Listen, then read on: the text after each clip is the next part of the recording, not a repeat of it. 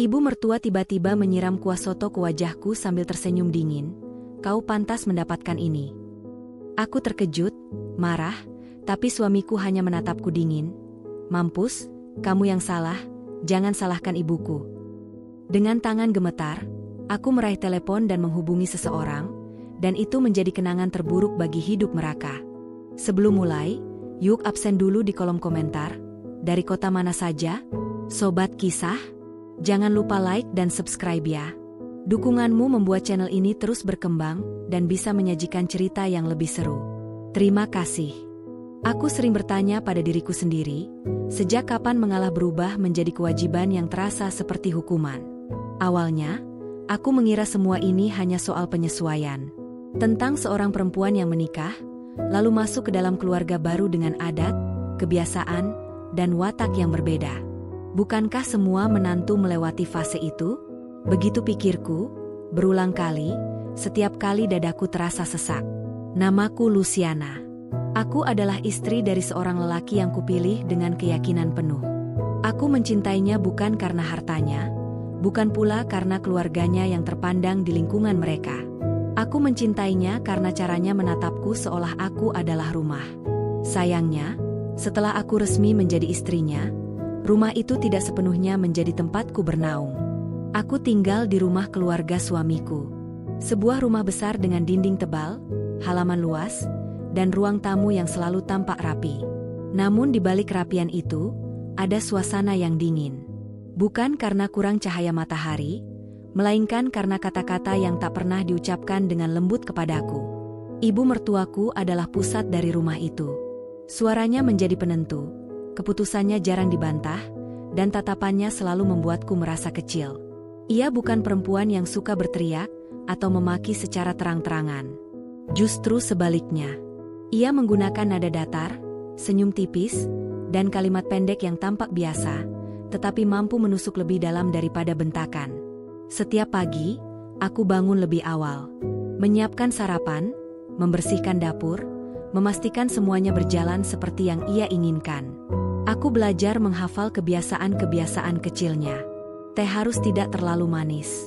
Nasi tidak boleh lembek. Lantai dapur harus kering sebelum matahari sepenuhnya naik. Jika ada satu saja yang meleset, ia tidak akan memarahiku. Ia hanya akan menghela napas panjang, lalu berkata pelan, seharusnya menantu itu lebih peka. Kalimat itu selalu membuatku terdiam. Karena apapun pembelaan yang kupunya, akan terdengar seperti alasan. Maka aku memilih diam. Aku menunduk. Aku memperbaiki apa yang menurutnya salah, meski terkadang aku tak pernah tahu letak kesalahannya. Aku pernah mencoba berbagi perasaan dengan suamiku.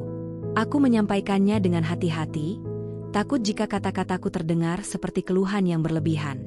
Ia mendengarkan, mengangguk, lalu berkata bahwa ibunya hanya butuh waktu untuk terbiasa denganku. Sabar saja, katanya. Ibu sebenarnya baik. Aku ingin percaya itu. Aku benar-benar ingin. Namun hari-hari berlalu, dan aku mulai menyadari bahwa kesabaran yang terus dipaksakan bisa berubah menjadi beban. Aku merasa seperti berjalan di atas lantai kaca, selalu waspada agar tidak retak. Aku tertawa ketika harus tertawa. Aku diam ketika hatiku ingin berteriak. Setiap kali keluarga besar berkumpul, perasaanku semakin tertekan. Ibu mertuaku sering membandingkanku dengan menantu lain. Dengan nada seolah bercanda, ia akan berkata, "Coba lihat si Anu, masakannya selalu dipuji." Atau, menjadi istri itu harus cekatan, jangan hanya manis di awal saja. Orang-orang tertawa kecil. Mungkin mereka mengira itu candaan. Aku ikut tersenyum, meski senyum itu terasa kaku di wajahku. Tidak ada yang tahu betapa aku menahan napas setiap kali kalimat itu meluncur dari bibirnya. Aku bukan perempuan yang manja. Aku terbiasa mandiri sejak sebelum menikah. Aku bekerja, aku mengurus diriku sendiri, dan aku tahu bagaimana menghargai orang lain. Namun di rumah ini, semua itu seakan tidak berarti. Aku hanya dilihat sebagai menantu. Sebuah posisi yang, entah mengapa, selalu berada satu langkah di bawah. Kadang aku berdiri lama di depan cermin kamar, menatap wajahku sendiri. Aku bertanya, apakah aku berubah? Apakah aku terlihat lebih lelah? Mataku sering sembab, Bukan karena kurang tidur, melainkan karena terlalu sering menahan air mata. Aku tidak ingin terlihat lemah. Aku tidak ingin dianggap drama. Maka aku menangis dalam diam. Yang paling menyakitkan bukanlah perlakuan kasar secara langsung, melainkan perasaan bahwa keberadaanku tidak pernah benar-benar diterima. Aku merasa seperti tamu yang terlalu lama tinggal, padahal aku adalah istri sah anaknya. Aku ingat satu sore, saat aku sedang membersihkan meja makan. Ibu mertuaku duduk di kursi ujung, memperhatikanku tanpa bicara. Tatapannya membuat punggungku merinding. Lalu ia berkata, perempuan itu dinilai dari caranya melayani keluarga suaminya. Kalimat itu sederhana, namun aku tahu maksudnya. Seolah semua nilai diriku diringkas, hanya dari seberapa patuh aku pada aturan yang bahkan tak pernah dijelaskan dengan jelas. Aku ingin bertanya, lalu siapa yang menilai perasaanku? Namun pertanyaan itu hanya berputar di kepalaku. Bibirku tetap terkatup.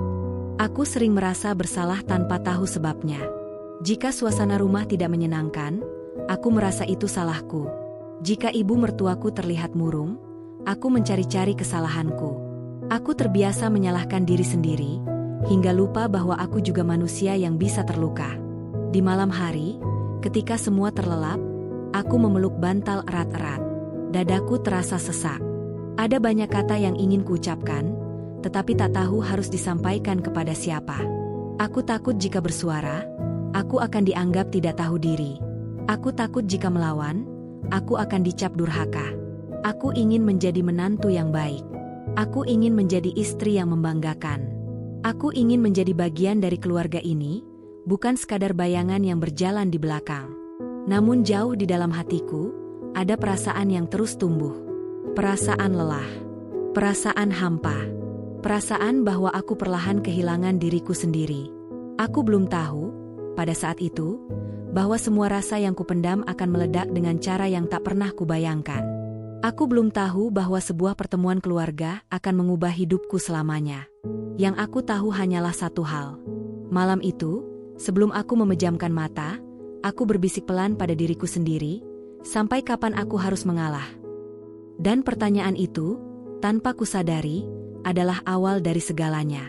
Pagi di rumah itu selalu dimulai dengan suara sendok beradu pelan dengan piring.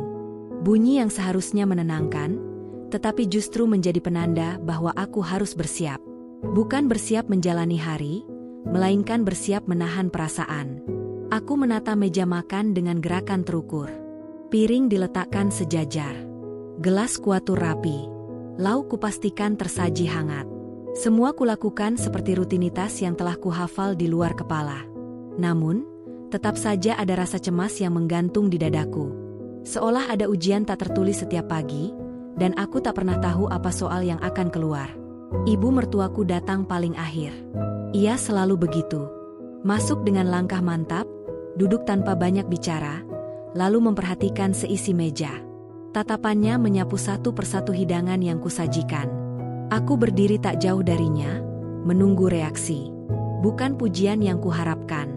Aku hanya berharap tidak ada helaan napas panjang atau kerutan di dahinya. Pagi itu, ia mengambil sendok, mencicipi sayur, lalu berhenti sejenak. Jantungku berdetak lebih cepat. Ia tidak langsung berkata apa-apa. Keheningan yang tercipta justru terasa lebih menekan daripada teguran. Kurang asin, ucapnya akhirnya, singkat. Aku mengangguk cepat. Baik, Bu, saya tambahkan. Tanganku sedikit gemetar saat mengambil garam. Bukan karena takut pada kata-katanya, melainkan karena perasaan bahwa apapun yang kulakukan, selalu ada yang kurang di matanya. Aku menambahkan garam, mengaduk perlahan, lalu menyajikannya kembali. Ia mencicipi lagi, lalu mengangguk kecil. Tidak ada kata terima kasih. Tidak juga senyum. Aku kembali ke kursiku. Suamiku duduk di sampingku, memakan sarapannya dengan wajah datar. Ia tidak berkata apa-apa.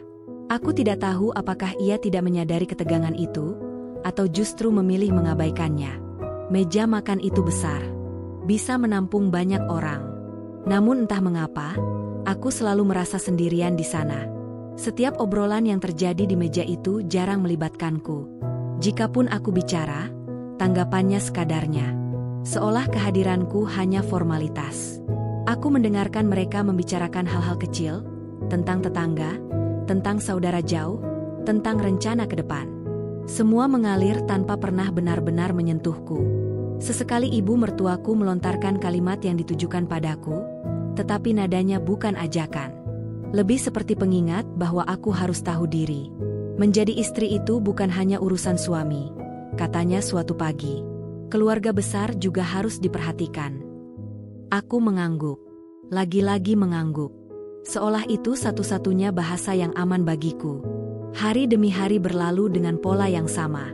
Aku mengurus rumah, memastikan semuanya berjalan rapi, menahan komentar yang menyesakan. Aku mulai merasa lelah, bukan secara fisik, tetapi batin. Ada perasaan tertekan yang terus menggerogoti, seperti air yang menetes pelan namun pasti mengikis batu. Suatu siang, saat aku sedang membersihkan dapur, aku mendengar ibu mertuaku berbicara dengan seorang kerabat yang datang berkunjung. Suaranya tidak terlalu keras, tetapi cukup jelas bagiku yang berada tak jauh dari sana. Anak sekarang itu maunya enak saja, katanya. Tidak seperti dulu, perempuan harus benar-benar tahu posisi. Aku tahu kalimat itu ditujukan padaku. Meski namaku tidak disebut, aku bisa merasakannya. Tanganku terhenti sejenak. Aku menarik napas dalam-dalam, berusaha tetap tenang. Aku tidak ingin terlihat mendengarkan, apalagi tersinggung. Namun hatiku telanjur nyeri. Aku bertanya pada diriku sendiri, posisi apa yang sebenarnya diharapkannya dariku? Apakah aku harus menjadi bayangan yang selalu mengikuti? Ataukah aku memang tidak pernah cukup? Sekeras apapun aku berusaha, malam hari, aku mencoba berbicara pada suamiku lagi. Aku menunggunya di kamar, duduk di tepi ranjang dengan tangan saling menggenggam. Aku memilih kata-kata dengan sangat hati-hati. Aku merasa tidak pernah benar di mata ibu, kataku pelan. Ia terdiam sejenak, lalu menghela napas. Kamu terlalu sensitif. Mungkin. Kata itu membuat dadaku terasa seperti diremas. Sensitif.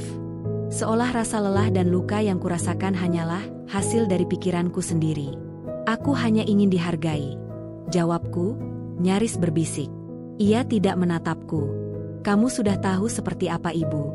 Jangan dibawa ke hati. Aku mengangguk lagi. Gerakan yang sama. Reaksi yang sama. Namun kali ini, ada sesuatu yang berbeda. Ada bagian dari diriku yang mulai bertanya, apakah wajar jika aku terus diminta untuk tidak membawa apapun ke hati, sementara hatiku sendiri semakin berat. Malam itu aku sulit tidur. Aku memandangi langit-langit kamar, mendengarkan suara jam berdetak. Setiap detik terasa panjang. Pikiranku berputar, mengulang percakapan demi percakapan. Aku mencoba mencari celah, mencari kesalahanku, mencari alasan mengapa aku harus terus bertahan. Aku mulai menyadari bahwa meja makan di rumah ini bukan sekadar tempat untuk makan bersama. Meja itu adalah ruang penilaian.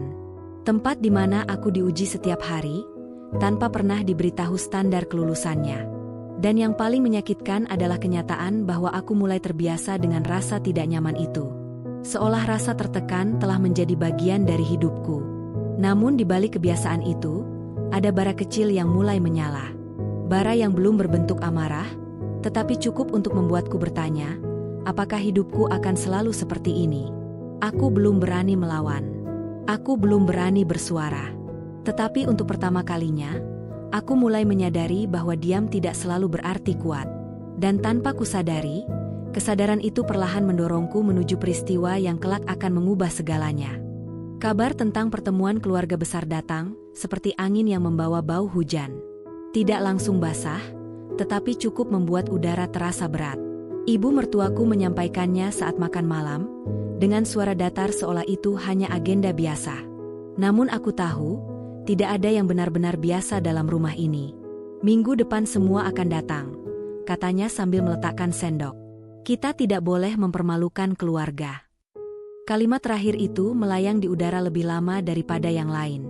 Aku menangkap maknanya dengan jelas. Aku menelan ludah, lalu mengangguk. Lagi-lagi mengangguk. Sejak hari itu, rumah berubah lebih sibuk. Aku diminta memastikan segalanya sempurna.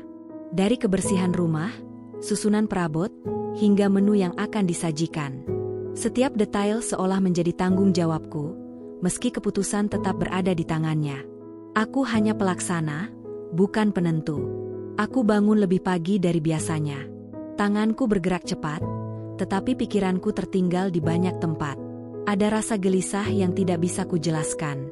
Seperti firasat yang terus mengetuk, meminta diperhatikan. Namun aku memilih mengabaikannya. Aku tidak ingin terlihat lemah, apalagi panik. Ibu mertuaku semakin sering mengawasiku. Ia berdiri di belakangku saat aku membersihkan ruang tamu, memperhatikan caraku mengelap meja, caraku menyusun kursi.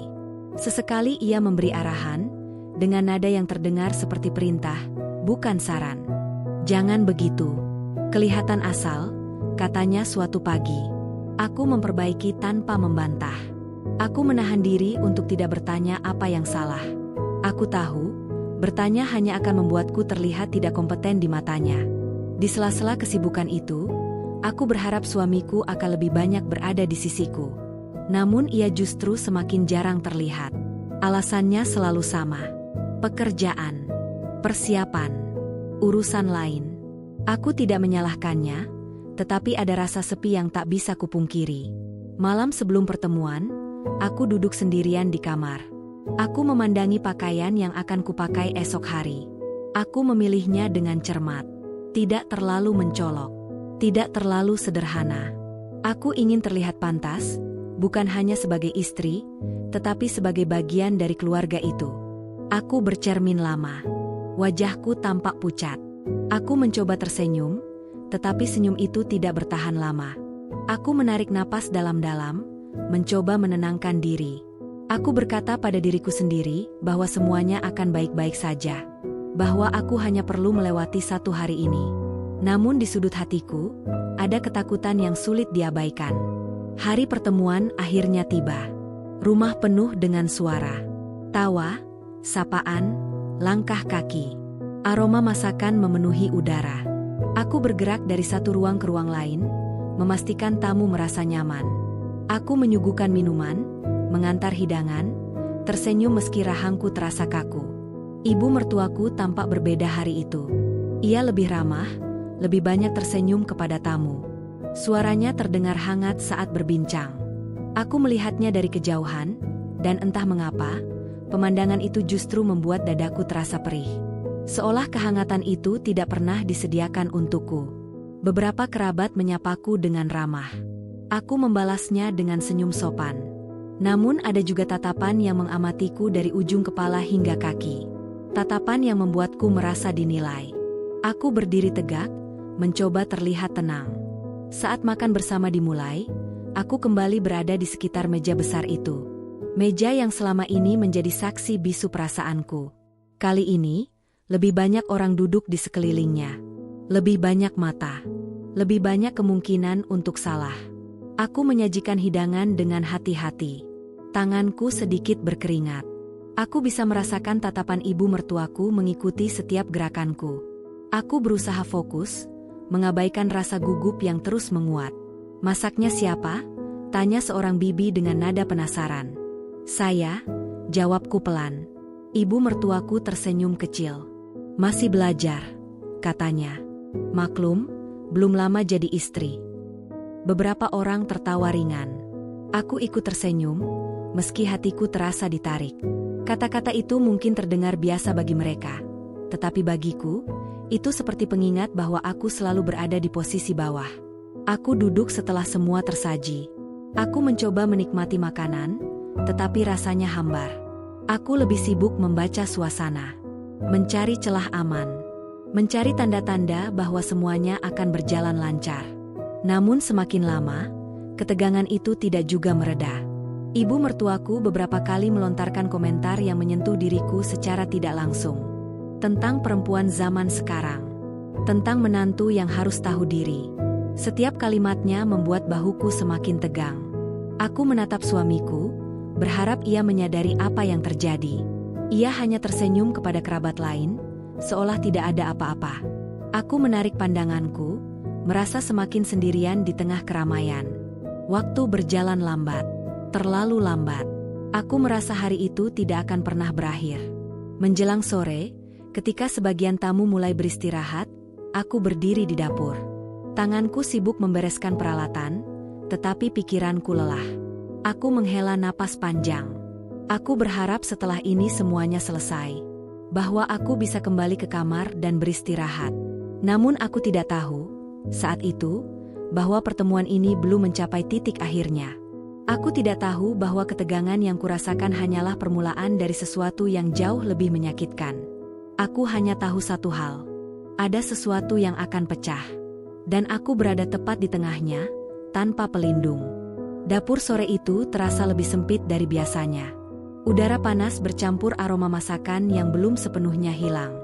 Panci-panci masih tergeletak di atas kompor, beberapa tutupnya setengah terbuka. Aku berdiri di depan wastafel, mencuci peralatan makan dengan gerakan lambat, seolah setiap sendok memiliki beban tersendiri. Suara obrolan dari ruang tengah masih terdengar. Tawa para kerabat sesekali pecah, lalu mereda. Aku tidak ikut bergabung. Bukan karena tidak mau, melainkan karena aku tahu peranku di hari itu sudah ditetapkan sejak awal. Mengurus, membereskan, diam. Tanganku mulai pegal. Bahuku terasa kaku. Aku menarik napas dalam-dalam, mencoba menenangkan diri.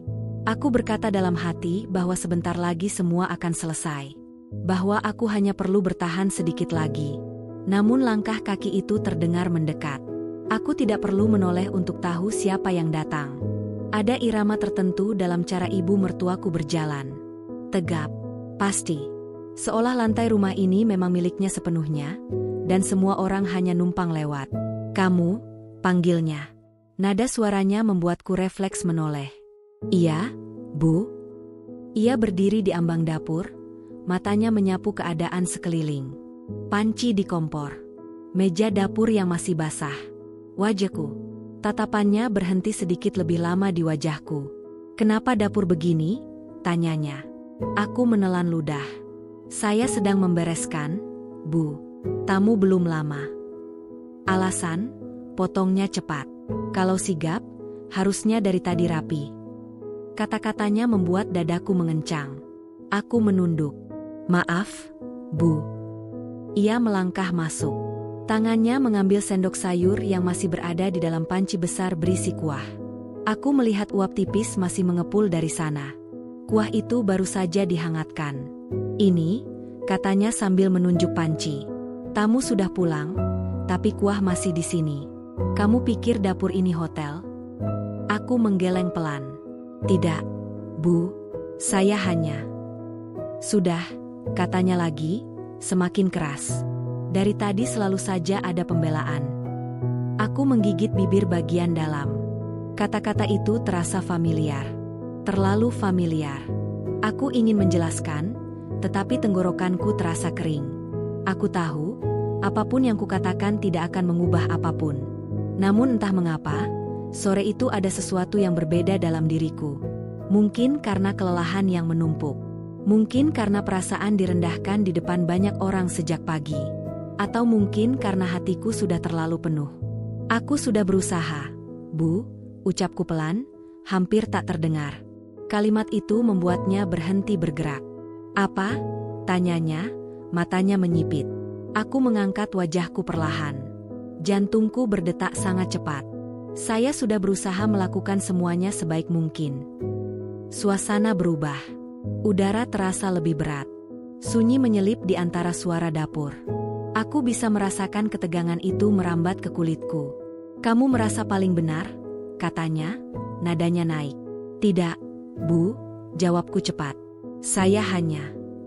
Apa? Suaranya kini meninggi. Merasa jadi korban? Aku menggeleng. Tanganku bergetar. Saya hanya ingin dimengerti.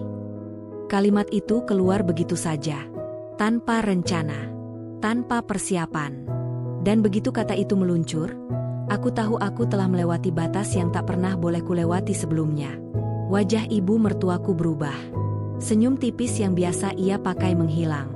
Rahangnya mengeras. Matanya menatapku dengan amarah yang tidak lagi disembunyikan. Kamu kurang ajar, katanya pelan, tetapi penuh tekanan. Baru jadi menantu, sudah berani bicara begitu. Aku mundur selangkah. Maaf, Bu. Saya tidak bermaksud. Kalimatku terputus saat ia mengangkat sendok sayur itu. Aku melihat semuanya seperti dalam gerakan lambat. Uap yang naik, tangan yang terangkat, mata yang penuh emosi. Aku sempat berpikir ia hanya akan meletakkannya dengan kasar. Namun aku salah. Dalam satu gerakan cepat, kuah panas itu melayang ke arahku. Aku tidak sempat menghindar. Rasa panas itu menghantam wajahku. Perihnya bukan main. Seperti ribuan jarum menusuk kulitku sekaligus. Aku berteriak. Tubuhku refleks mundur. Tanganku terangkat menutupi wajah. Sendok jatuh ke lantai dengan bunyi nyaring. Aku jatuh terduduk. Air mata langsung mengalir. Bukan hanya karena sakit, tetapi karena shock. Kulit wajahku terasa terbakar. Napasku terengah. Dunia di sekelilingku terasa berputar. Suara langkah kaki berlarian terdengar. Orang-orang masuk ke dapur. Suamiku menerobos ke depanku, wajahnya pucat. "Lucy!" teriaknya. Ia berlutut di sampingku, memegang bahuku. Aku gemetar hebat. Tangisku pecah. Rasa sakit itu tak bisa kutahan. "Air! Ambil air!" Seseorang berteriak. Aku dibantu berdiri, lalu dibawa ke wastafel. Air dingin mengalir di wajahku. Rasanya sedikit meredakan, tetapi perih itu tetap ada. Dadaku naik turun. Aku tidak bisa berhenti menangis. Di sela-sela kepanikan itu, aku mendengar suara ibu mertuaku. "Makanya jangan melawan," katanya. "Kalau tahu diri, tidak akan kejadian begini." Kalimat itu menghantamku lebih keras daripada kuah panas tadi. Aku menatapnya, dengan mata yang basah dan wajah yang nyeri. Aku ingin bicara. Aku ingin berteriak. Namun yang keluar hanya isak tertahan. Ada sesuatu di dalam diriku yang runtuh.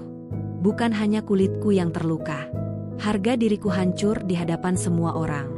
Kerabat-kerabat berdiri terpaku. Ada yang terlihat terkejut. Ada yang saling pandang, bingung harus bersikap bagaimana. Tidak ada yang benar-benar membelaku.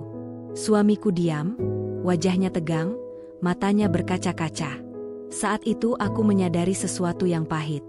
Di rumah ini, bahkan ketika aku disakiti secara nyata, aku tetap sendirian. Aku dibawa ke kamar. Pintu ditutup. Suara di luar perlahan menjauh. Aku duduk di tepi ranjang, wajahku masih terasa panas, hatiku lebih perih lagi. Tanganku gemetar saat menyentuh pipiku sendiri. Aku melihat ke cermin. Wajahku memerah. Mataku sembab. Aku hampir tidak mengenali diriku sendiri. Air mata kembali mengalir. Bukan hanya karena sakit, tetapi karena untuk pertama kalinya, aku benar-benar merasa tidak aman di tempat yang seharusnya menjadi rumahku. Dan di dalam tangis yang sunyi itu, aku tahu satu hal. Setelah hari ini, tidak akan ada lagi yang sama. Aku terbangun dengan rasa perih yang masih menempel di wajahku. Sensasinya tidak lagi menyengat seperti kemarin, tetapi terasa panas dan kaku, seolah kulitku ditarik perlahan. Ketika aku mencoba menggerakkan rahang, ada nyeri yang membuatku mengerang pelan. Aku membuka mata dengan hati-hati, takut melihat bayanganku sendiri. Kamar terasa sunyi, terlalu sunyi. Tidak ada suara orang berlalu lalang. Tidak ada ketukan pintu. Seolah kejadian kemarin tidak pernah terjadi, atau sengaja dihapus dari kesadaran semua orang. Aku bangkit perlahan dan berjalan ke cermin. Aku menatap wajahku. Ada kemerahan yang belum sepenuhnya hilang.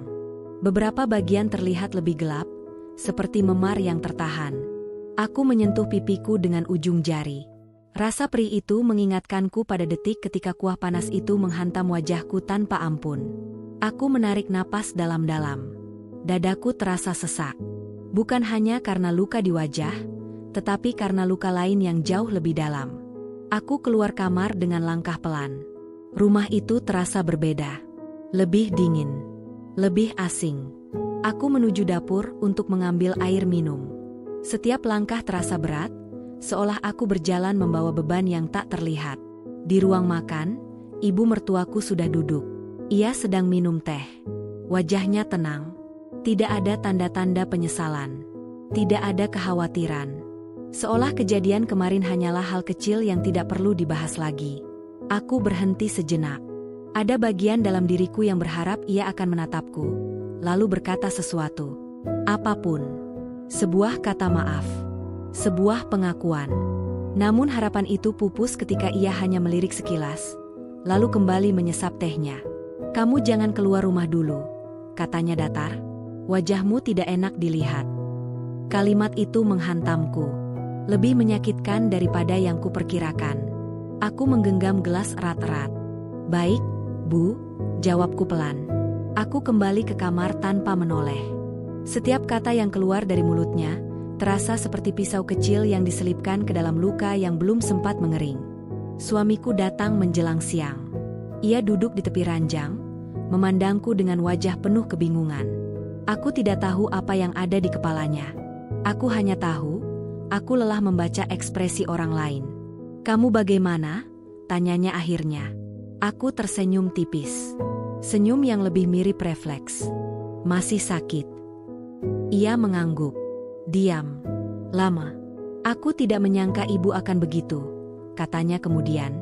Kalimat itu terdengar seperti pernyataan kosong. Tidak ada penegasan. Tidak ada sikap. Aku menatapnya, mencoba menemukan keberpihakan di matanya. Namun yang kulihat hanyalah keraguan. Aku juga tidak menyangka akan diperlakukan seperti itu, jawabku pelan. Ia menghela napas. Ibu sedang emosi. Kamu juga seharusnya tidak membantah. Kata-kata itu membuatku terdiam. Aku merasa seperti ditarik kembali ke dapur sore itu. Kedetik ketika aku hanya ingin dimengerti. Jadi ini salahku? Tanyaku, suaraku bergetar. Bukan begitu, katanya cepat. Aku hanya ingin kamu mengerti posisiku. Posisi. Kata itu lagi. Selalu posisi. Seolah perasaanku tidak pernah menjadi bagian dari perhitungan. Aku memalingkan wajahku. Air mata menggenang, tetapi aku menahannya. Aku tidak ingin menangis di hadapannya. Aku sudah terlalu sering terlihat rapuh. Setelah ia pergi, aku duduk lama di kamar. Aku memandangi dinding, mencoba mengatur napas. Ada rasa kosong yang menguasai dadaku. Aku merasa seperti orang asing di rumah sendiri. Tidak didengar, tidak dilindungi. Kerabat-kerabat yang kemarin ada, tidak satu pun datang menemuiku. Tidak ada pesan, tidak ada panggilan. Seolah aku adalah masalah yang ingin segera mereka lupakan. Malam hari, aku kembali berdiri di depan cermin. Aku memperhatikan wajahku yang masih memerah. Aku membayangkan bagaimana orang-orang akan memandangku jika aku keluar. Aku merasa malu. Bukan karena aku bersalah, tetapi karena aku telah dipermalukan. Di titik itu, sebuah pertanyaan muncul dengan jelas di kepalaku. Pertanyaan yang tidak bisa lagi kutepis. Apakah aku pantas diperlakukan seperti ini? Aku teringat diriku sebelum menikah. Perempuan yang percaya diri. Perempuan yang berani bermimpi. Aku hampir tidak mengenalinya sekarang. Aku telah mengecilkan diriku sendiri demi diterima, dan hasilnya adalah luka yang nyata. Aku duduk di tepi ranjang, memeluk lutut. Air mata akhirnya jatuh. Tangisku tertahan, nyaris tanpa suara. Aku menangis bukan hanya untuk hari ini, tetapi untuk semua hari di mana aku memilih diam. Di tengah tangis itu, aku merasakan sesuatu yang berbeda. Bukan amarah, bukan pula dendam, melainkan kesadaran yang pelan tapi pasti. Aku tidak bisa terus seperti ini. Aku belum tahu bagaimana caranya keluar dari keadaan ini. Aku belum punya keberanian untuk melawan. Namun untuk pertama kalinya, aku berhenti menyalahkan diriku sendiri. Dan mungkin, dari situlah perubahan itu akan bermula. Hari-hari setelah kejadian itu berjalan seperti kabut. Aku menjalani waktu tanpa benar-benar hadir di dalamnya. Bangun pagi, duduk diam, lalu kembali berbaring. Tidak ada semangat, tidak ada tujuan. Hanya detik yang berjalan pelan, menyeretku dalam kelelahan yang tak kasat mata. Wajahku mulai membaik. Kemerahan perlahan memudar, meski rasa perih masih sesekali muncul, terutama ketika aku menyentuh pipiku tanpa sadar. Namun luka yang paling sulit sembuh bukanlah yang terlihat di cermin, melainkan yang menetap di dadaku. Luka itu tidak berdarah, tetapi terus berdenyut. Aku jarang keluar kamar. Bukan karena dilarang secara langsung, Tetapi karena aku tahu keberadaanku di ruang manapun di rumah ini, hanya akan mengundang tatapan dan bisikan. Ibu mertuaku tidak pernah membahas kejadian itu lagi. Seolah semuanya sudah selesai, seolah rasa sakitku bukan sesuatu yang layak diingat. Suamiku pun bersikap seperti biasa. Lebih banyak diam. Lebih sering menghindar. Aku tidak lagi berharap ia akan berdiri di depanku sebagai pelindung. Harapan itu telah lelah lebih dulu. Siang itu, aku duduk di tepi ranjang, menatap ponsel yang tergeletak di sampingku. Sudah lama aku tidak membuka pesan lama. Sudah lama pula aku menjauh dari dunia di luar rumah ini. Aku takut mendengar pertanyaan. Takut harus menjelaskan sesuatu yang bahkan sulit kujelaskan pada diriku sendiri. Ponsel itu tiba-tiba bergetar. Aku menoleh refleks. Layar menyala, menampilkan nama yang membuatku terdiam cukup lama. Nama itu adalah masa lalu. Nama yang mengingatkanku pada diriku sebelum semua ini terjadi. Seorang teman lama. Sahabat dari masa ketika aku masih berani bermimpi tanpa takut dihakimi. Aku ragu mengangkatnya. Tanganku sempat berhenti di udara. Ada rasa takut yang aneh. Takut jika suara dari seberang sana akan membuka pintu yang selama ini kututup rapat. Namun getaran itu tidak berhenti. Akhirnya, aku mengangkat panggilan itu. Lucy? Suara itu terdengar hangat. Terlalu hangat untuk keadaan hatiku saat ini. Iya, jawabku pelan. Ini aku, katanya, menyebut namanya. Kamu apa kabar? Pertanyaan sederhana itu membuat tenggorokanku tercekat. Aku tidak tahu bagaimana cara menjawabnya. Kabar seperti apa yang bisa kuceritakan? Bahwa aku baik-baik saja jelas bukan pilihan. Namun jujur sepenuhnya terasa terlalu berat. Aku baik, kataku akhirnya. Bohong yang terasa pahit. Ia terdiam sejenak, lalu melanjutkan dengan suara yang lebih serius. Aku sebenarnya menghubungimu karena satu hal penting. Jantungku berdetak lebih cepat. Ada apa? Kamu masih ingat kompetisi yang dulu kita ikuti bersama, yang akhirnya kamu mundur karena menikah? Aku menutup mata. Ingatan itu muncul begitu jelas. Tentang formulir pendaftaran. Tentang mimpi ke luar negeri. Tentang rencana yang kutinggalkan demi menjadi istri yang dianggap baik. Iya, jawabku lirih. Kami masih menyimpan datamu, katanya. Dan tahun ini, namamu kembali kami ajukan. Aku terdiam. Tanganku mencengkeram spray. Untuk apa? Untuk hasil seleksi akhir, ucapnya. Dan aku meneleponmu untuk mengucapkan selamat. Dunia seolah berhenti bergerak. Selamat, ulangku, hampir berbisik. Kamu terpilih, katanya mantap. Kamu memenangkan kompetisi itu. Kamu mendapat kesempatan pelatihan dan program kerja di luar negeri. Aku tidak langsung menjawab. Kepalaku terasa kosong. Dadaku bergetar. Kata-kata itu terlalu besar untuk langsung kupahami. Aku memenangkan kompetisi itu. Aku mendapat kesempatan ke luar negeri. Air mataku mengalir tanpa bisa kutahan. Tangisku pecah, kali ini bukan karena sakit, melainkan karena sesuatu yang telah lama hilang akhirnya kembali mengetuk. Lucy, suara di seberang sana terdengar khawatir. Kamu dengar aku? Iya, kataku terbata. Aku dengar. Kalau kamu bersedia, semua proses bisa segera dimulai. Lanjutnya. Kesempatan ini besar. Dan kami percaya kamu pantas mendapatkannya. Pantas. Kata itu bergema di kepalaku. Tidak ada yang pernah mengatakannya padaku selama ini. Tidak di rumah ini, tidak di meja makan itu, tidak setelah aku terluka. Terima kasih, kataku pelan. Terima kasih sudah mengabari. Setelah panggilan itu berakhir, aku masih duduk di tempat yang sama. Ponsel tergeletak di pangkuanku. Tanganku gemetar. Air mata terus mengalir. Untuk pertama kalinya sejak lama, aku menangis bukan karena aku disakiti. Aku menangis karena aku diingatkan bahwa aku masih punya nilai. Bahwa aku masih punya pilihan. Namun bersamaan dengan harapan itu, muncul ketakutan yang tidak kalah besar. Bagaimana dengan rumah ini? Bagaimana dengan ibu mertuaku? Bagaimana dengan pernikahanku? Aku berdiri dan berjalan ke cermin. Aku menatap wajahku yang perlahan pulih.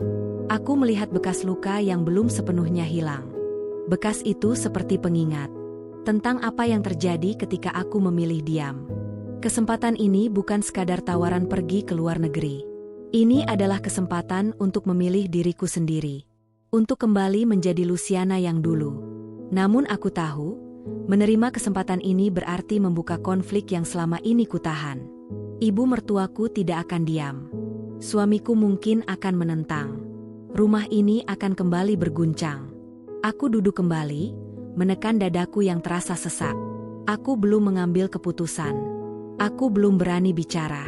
Tetapi satu hal sudah jelas bagiku. Aku tidak lagi bisa berpura-pura bahwa hidupku baik-baik saja. Panggilan itu telah membangunkanku dari keterpurukan. Dan setelah ini, apapun yang terjadi, aku tahu badai yang lebih besar sedang menungguku di depan. Sejak panggilan itu, aku tidak lagi menjalani hari-hariku dengan cara yang sama. Ada sesuatu yang berubah, meski tidak langsung terlihat. Bukan pada caraku berjalan atau berbicara, melainkan pada caraku memandang diriku sendiri. Untuk pertama kalinya setelah sekian lama, aku tidak hanya melihat seorang menantu yang harus patuh, tetapi seorang perempuan yang memiliki pilihan. Namun pilihan itu justru membuat dadaku terasa semakin berat. Aku masih bangun pagi, masih membersihkan rumah, masih menyiapkan makanan. Dari luar, mungkin tidak ada yang berubah. Tetapi di dalam diriku, ada suara yang terus berbicara. Suara yang menanyakan, sampai kapan aku akan menunda hidupku sendiri. Aku mulai mengurus berkas-berkas yang dibutuhkan untuk program itu secara diam-diam. Aku membuka surel lama, membaca kembali penjelasan tentang pelatihan dan penempatan kerja di luar negeri. Setiap kalimat terasa seperti pintu yang terbuka sedikit demi sedikit. Aku bisa membayangkan diriku di tempat baru, jauh dari tatapan yang merendahkan. Namun setiap kali bayangan itu muncul, wajah ibu mertuaku selalu mengikuti. Tatapan dinginnya, kata-katanya yang tajam, dan luka di wajahku yang belum sepenuhnya hilang. Aku tahu, jika ia mengetahui kesempatan ini, ia tidak akan diam. Perubahan sikapku rupanya mulai terasa. Ibu mertuaku memperhatikanku dengan lebih tajam. Ia tidak lagi hanya mengawasi pekerjaanku, tetapi juga caraku bersikap. Suatu pagi, saat aku sedang menyapu ruang tengah, ia berdiri di dekat pintu. "Kamu kelihatan aneh belakangan ini," katanya. Aku berhenti menyapu.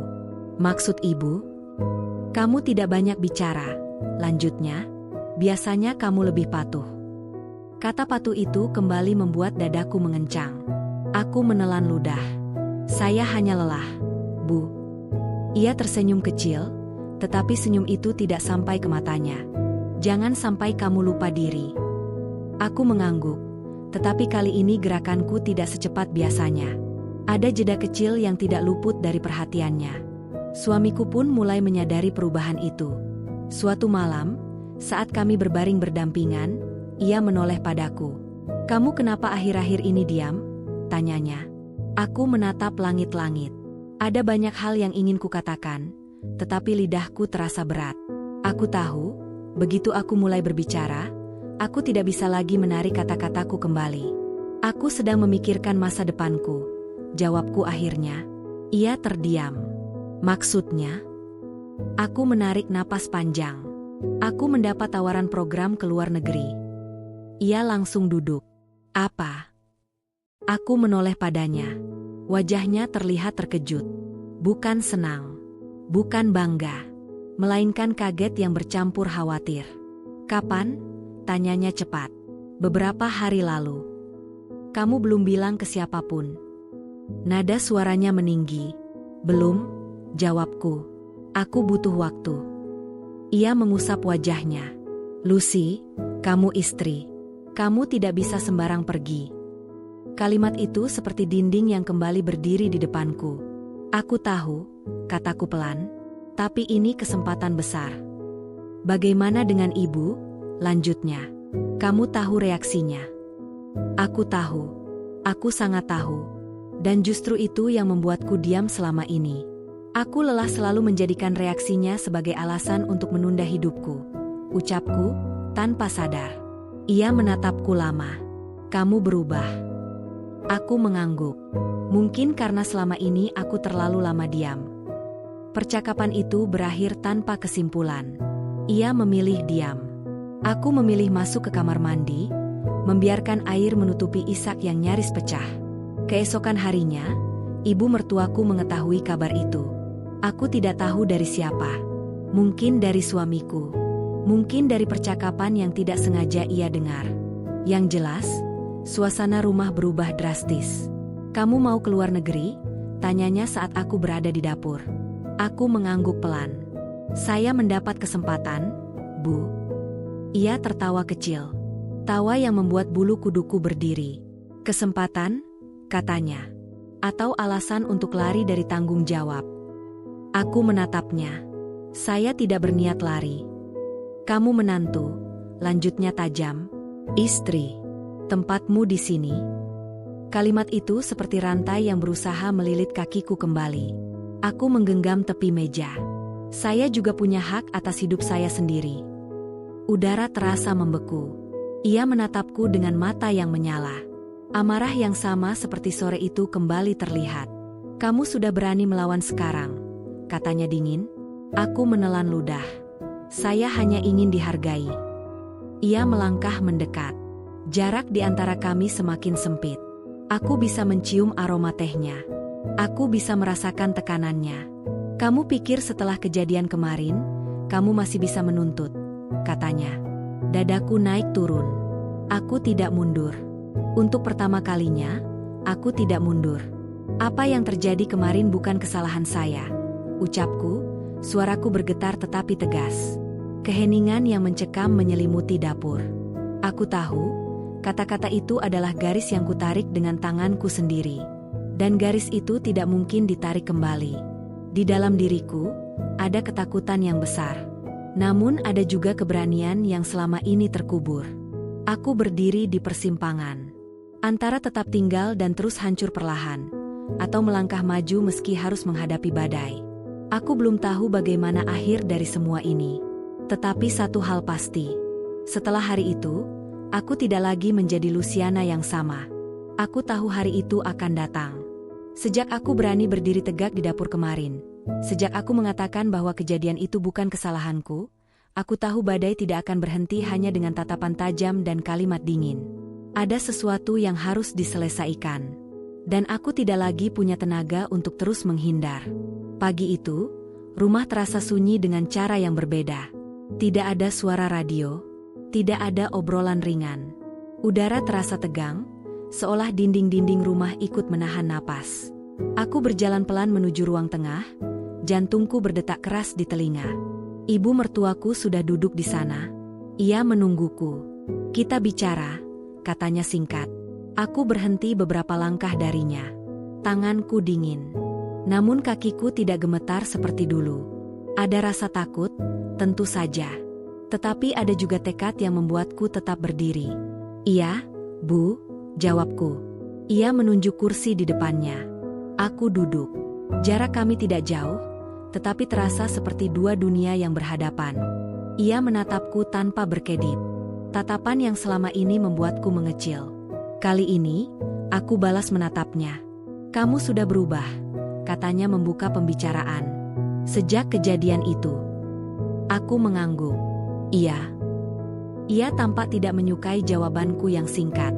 "Kamu jadi berani," lanjutnya. "Berani membantah. Berani punya keinginan sendiri." Aku menarik napas dalam-dalam. "Saya memang punya keinginan sendiri, Bu. Sejak dulu." Ia tersenyum miring. "Keinginan perempuan tidak selalu penting." Kalimat itu menghantamku, namun tidak lagi melumpuhkan. Aku merasakan dadaku menghangat.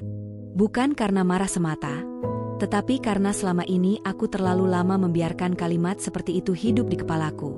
"Kalau begitu," kataku pelan, "mengapa perasaan saya selalu diabaikan?"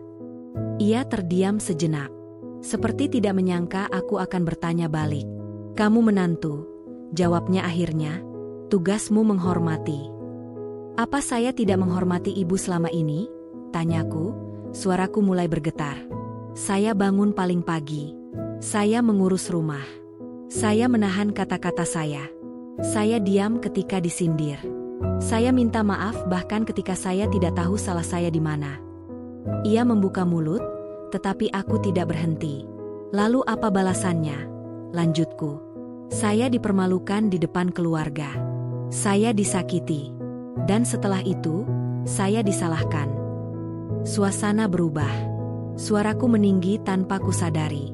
Kata-kata yang selama ini kupendam akhirnya menemukan jalannya sendiri. Kamu keterlaluan, katanya tajam. Aku tersenyum getir. Iya, mungkin menurut ibu begitu.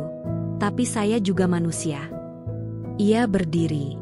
Suaranya meninggi. Kamu membuat keributan di rumah ini. Aku ikut berdiri. Jantungku berdebar kencang. Inilah saatnya. Aku tahu, jika aku mundur sekarang, aku akan kembali menjadi diriku yang dulu. Dan aku tidak ingin itu. Rumah ini sudah lama tidak tenang bagi saya, ucapku.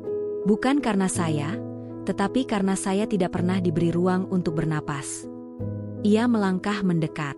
Matanya tajam. Kamu menyalahkan saya? Aku menatapnya lurus. Saya tidak menyalahkan. Saya menyampaikan. Tanganku gemetar, tetapi aku terus bicara. Hari itu, ketika ibu melemparkan kuah panas ke wajah saya tidak hanya merasakan sakit. Saya merasa tidak dianggap, tidak dilindungi, tidak diperlakukan sebagai bagian dari keluarga. Suasana hening. Terlalu hening. Aku merasakan air mata menggenang, tetapi aku tidak membiarkannya jatuh. Saya tidak pernah menerima permintaan maaf, lanjutku. Yang saya terima hanya tatapan dingin dan kata-kata yang menyuruh saya diam. Wajahnya berubah. Ada sesuatu yang berkedip di matanya. Amarah. Atau mungkin keterkejutan. Kamu memancing emosi saya, katanya defensif. Mungkin, jawabku pelan. Tapi tidak ada alasan untuk menyakiti saya. Kalimat itu seperti memecah sesuatu di udara. Aku bisa merasakan tubuhku bergetar, bukan karena takut, melainkan karena beban yang akhirnya terangkat. Aku tidak akan lagi menerima perlakuan seperti itu, ucapku tegas. Saya akan mengambil kesempatan ke luar negeri itu. Bukan untuk lari, tetapi untuk menyelamatkan diri saya sendiri. Ia terdiam lama. Sangat lama. Untuk pertama kalinya, ia tidak langsung membalas dengan kata-kata tajam. Wajahnya menegang, lalu melunak sedikit. Seolah ia baru menyadari bahwa perempuan di hadapannya bukan lagi menantu yang bisa ditekan dengan mudah. Kamu egois, katanya akhirnya, tetapi suaranya tidak sekeras tadi. Mungkin, kataku jujur, tapi untuk pertama kalinya, saya memilih diri saya sendiri. Suamiku muncul di ambang pintu. Ia mendengar sebagian percakapan itu. Wajahnya pucat. Ia menatap kami bergantian, lalu berhenti padaku. Aku menoleh padanya. Aku tidak bisa terus seperti ini, kataku. Aku butuh hidupku sendiri. Ia tidak langsung menjawab. Matanya berkaca-kaca. Keheningan kembali menyelimuti ruangan. Ibu mertuaku duduk kembali perlahan. Bahunya turun. Ada kelelahan di wajahnya yang baru kali itu kulihat. Kamu keras kepala, katanya lirih. Aku menahan napas. Saya hanya lelah disakiti. Hari itu tidak berakhir dengan pelukan. Tidak juga dengan permintaan maaf yang sempurna. Namun sesuatu telah berubah. Bukan di luar, melainkan di dalam diriku. Aku akhirnya bersuara. Dan suara itu tidak bisa lagi dibungkam. Setelah hari itu, rumah ini tidak lagi sama. Namun bukan berarti segalanya langsung membaik. Keheningan yang hadir bukan lagi keheningan penuh tekanan, melainkan keheningan yang canggung. Seperti luka yang mulai mengering, tetapi masih terasa perih ketika tersentuh. Aku kembali menjalani rutinitas, tetapi dengan jarak yang berbeda. Aku tidak lagi bergegas memenuhi semua keinginan. Aku mengerjakan apa yang perlu, bukan apa yang dituntut tanpa batas.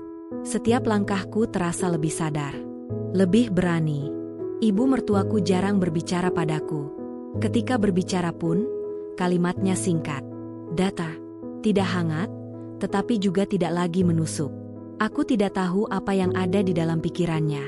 Aku hanya tahu, ia tidak lagi memerintah dengan nada yang sama. Suamiku mulai berubah. Tidak drastis, tetapi terasa. Ia lebih sering berada di rumah. Lebih sering duduk bersamaku, meski terkadang tanpa bicara. Suatu malam, ia memecah keheningan itu. "Aku tidak tahu kamu menanggung sebanyak itu," katanya. Aku menatapnya. Aku sudah mencoba memberitahu. Ia mengangguk pelan. Aku gagal mendengarkan. Kalimat itu sederhana, namun untuk pertama kalinya, aku merasa dilihat. Tidak sepenuhnya, tetapi cukup untuk membuat dadaku sedikit lebih ringan. Kami mulai berbicara. Tidak selalu lancar. Ada air mata. Ada diam panjang. Ada kesalahpahaman yang harus dibongkar satu persatu. Ia mengakui ketakutannya. Takut mengecewakan ibunya. Takut kehilangan keseimbangan. Aku mendengarkan, tanpa lagi meniadakan perasaanku sendiri. Tentang rencanaku ke luar negeri, kami membicarakannya perlahan. Tidak lagi dengan nada melarang, tetapi dengan kebingungan. Ia bertanya bagaimana aku akan menjalani hidup di sana. Aku menjelaskan. Untuk pertama kalinya, ia tidak langsung memotong. Ibu mertuaku memperhatikan semua itu dari kejauhan. Suatu pagi, ketika aku sedang menyeduh teh, ia masuk ke dapur. Aku menegang tanpa sadar. Namun ia tidak berkata apa-apa selama beberapa detik. "Kamu jadi pergi?" tanyanya akhirnya. "Iya, Bu," jawabku. "Jujur." "Tenang." Ia mengangguk kecil. "Kapan?" Aku menyebutkan waktunya dengan hati-hati. Ia terdiam. Lalu berkata, "Rumah ini akan sepi." Kalimat itu mengejutkanku. Bukan karena isinya, tetapi karena nadanya. Tidak dingin, tidak marah, hanya datar, dengan sedikit kelelahan di dalamnya. Aku tidak tahu harus menjawab apa. Aku hanya berdiri di sana, memegang cangkir. Ia melanjutkan, "Kamu keras kepala. Tapi mungkin memang begitu caramu bertahan. Itu bukan permintaan maaf. Namun itu bukan pula serangan." Dan entah mengapa, kalimat itu cukup membuat mataku panas.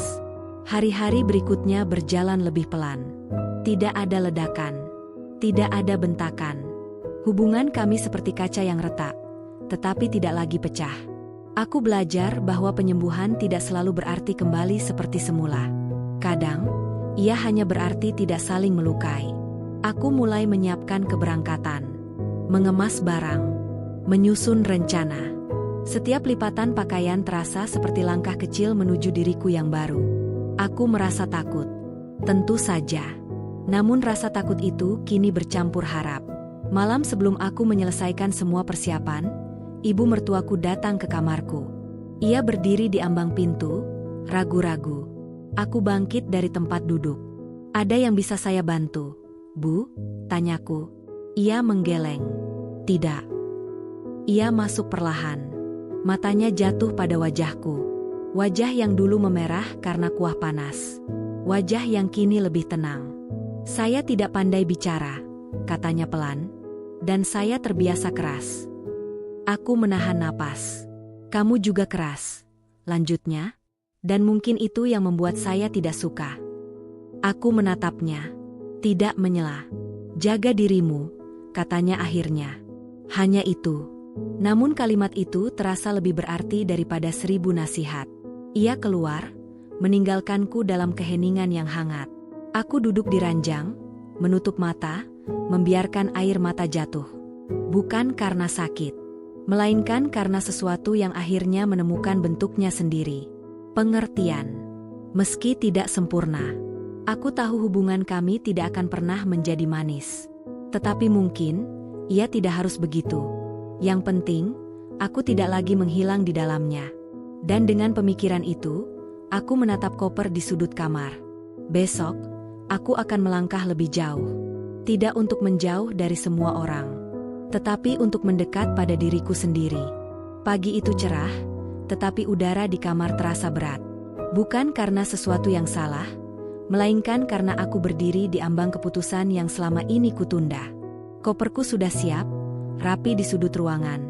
Setiap lipatannya seolah membawa cerita. Cerita tentang ketakutan, luka, dan keberanian yang mulai muncul. Aku menatap cermin. Wajahku tidak lagi kemerahan seperti dulu. Bekas luka masih terlihat samar, tetapi kini terasa seperti medali yang mengingatkan aku telah bertahan. Aku menarik napas panjang dan membiarkan bayangan diri yang lama menatap balik. Luciana yang dulu takut, kini berdiri dengan tegak, meski hatinya berdebar. Langkah pertama menuju pintu terasa seperti menapak di dunia baru. Setiap ketukan kaki di lantai kayu menimbulkan gema yang mengingatkanku bahwa aku membuat pilihan sendiri. Tidak ada yang memaksa, tidak ada yang menuntut. Hanya aku dan keputusan yang telah kuambil dengan sepenuh hati. Suamiku muncul di ambang pintu, wajahnya campur aduk. Ada bangga, takut, dan sesuatu yang belum bisa ia ungkapkan. Aku menatapnya, dan untuk pertama kalinya, kata-kata tidak diperlukan. Mata kami saling berbicara, memuat semua pengertian yang selama ini terpendam. "Ibu," suara lembutnya terdengar dari ruang tengah. Aku menoleh, dan melihat ibu mertuaku berdiri di ambang pintu. Wajahnya tenang, tetapi ada garis ketegangan yang tidak bisa disembunyikan. Matanya jatuh pada wajahku, lalu ke koper yang akan membawaku pergi. Aku menunduk sejenak, memberi hormat, bukan karena takut, tetapi karena aku menghargai perjalanan kami berdua.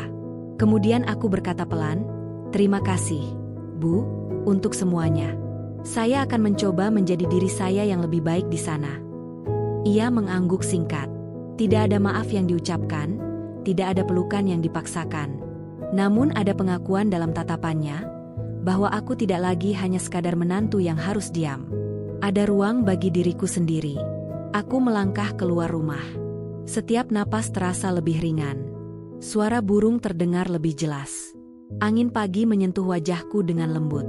Dunia di luar sana begitu luas, penuh kemungkinan, dan untuk pertama kalinya, aku merasa siap menjelajahinya. Dalam perjalanan menuju bandara, pikiranku kembali pada hari-hari kelam itu. Perihnya kuah panas, tatapan dingin, kata-kata yang menusuk. Semua itu tidak menghilang, tetapi sekarang ia bukan beban yang menahan. Ia menjadi pengingat bahwa aku punya hak untuk berdiri tegak, hak untuk dihargai, hak untuk memilih hidup sendiri. Ponselku bergetar. Ada pesan dari teman lama yang memberiku kesempatan ini. Pesan itu singkat, "Kami menunggu kehadiranmu. Dunia menunggumu juga." Aku tersenyum. Senyum yang bukan hanya karena kabar baik, tetapi karena aku tahu, untuk pertama kalinya, aku melangkah bukan untuk menyenangkan orang lain, melainkan untuk menyelamatkan diriku sendiri. Pesawat lepas landas. Aku menatap jendela, melihat rumah yang mengecil di kejauhan. Hati terasa berat, tetapi juga penuh harapan. Disinilah perjalanan baru dimulai, perjalanan seorang perempuan yang belajar berdiri sendiri, yang tidak lagi membiarkan luka masa lalu menentukan siapa dirinya. Di antara awan dan cahaya pagi, aku menghirup napas panjang. Dunia ini luas. Pilihan ada di tanganku. Dan untuk pertama kalinya, aku merasa utuh. Aku tersenyum, menutup mata, dan membiarkan angin membawa semua ketakutan, luka, dan keraguan jauh di belakang. Luciana baru telah lahir.